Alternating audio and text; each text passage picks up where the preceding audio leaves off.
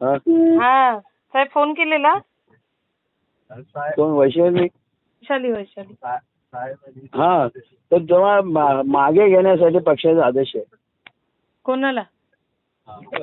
तुम्हाला वैशाली मला मागे घेण्याचा आदेश आहे पक्षाचा. हो हो साहेब मी कसं माघार घेणार आता?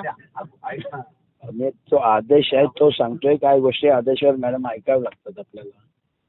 पण साहेब एका आपल्याला- घरात तुम्ही तिथे 2 तिकीट्स देताय आणि आज आता मला सांगताय की पक्षाचा आदेश आहे माघार घेण्यासाठी. कसं मी घेऊ माघार? अहो जेव्हा एखाद्या गोष्टीवर काहीतरी वरून आदेश येतात तेव्हा ते मॅडम करावं लागतं आपल्याला. आता काय सांगू तुम्हाला. म्हणजे आता माझा पण बळी देतायत आता. आता याच्याविषयी मी तर सध्या काहीच बोलू शकत नाही. जो आदेश आहे तो इम्प्लिमेंट करण्याचा मी प्रयत्न करतोय. 22 ना आपलं.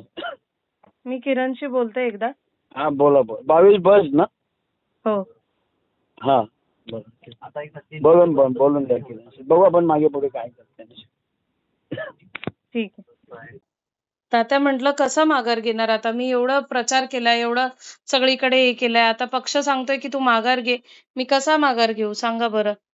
किती काय मी काय बोलू या क्षणाला?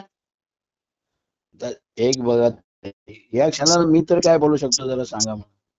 मग पक्ष जिथून ज्यांना उभं केलं ते माघार करून बिनविरोध निवडून आणतात. आम्हाला निवडणूक लढवण्याची इच्छा आहे आणि आम्हाला हे केलं जात आहे, असं डावललं जात आहे आणि सांगतोय पक्ष सांगतोय की तुम्ही माघार घ्या. हे कसं काय योग्य आहे आता पक्षाचा हा निर्णय? आता पक्षाच्या आदेशावर आपण काय करतो, आपण आपल्या लेवलचं बघतोय. आता त्यांचं तिथे काय गणित चाललीत काही आयडिया नाही. हे मला आलं म्हणून मी आता बघा तुमच्या याच्यावर ते व्हॉट्सअप पण पाठवले. एक तर आमच्या प्रभागामध्ये आता एका घरामध्ये 2 तिकीट दिल्या.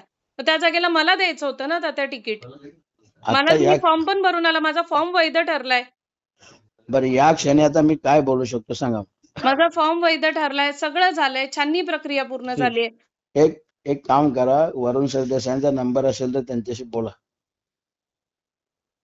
ठीक आहे चालेल. वरुण सरदेसाईंशी बोलत हरकत नाही. ठीक आहे. महाराष्ट्रातील सर्व बातम्यांचे विश्वासार्ह व्यासपीठ.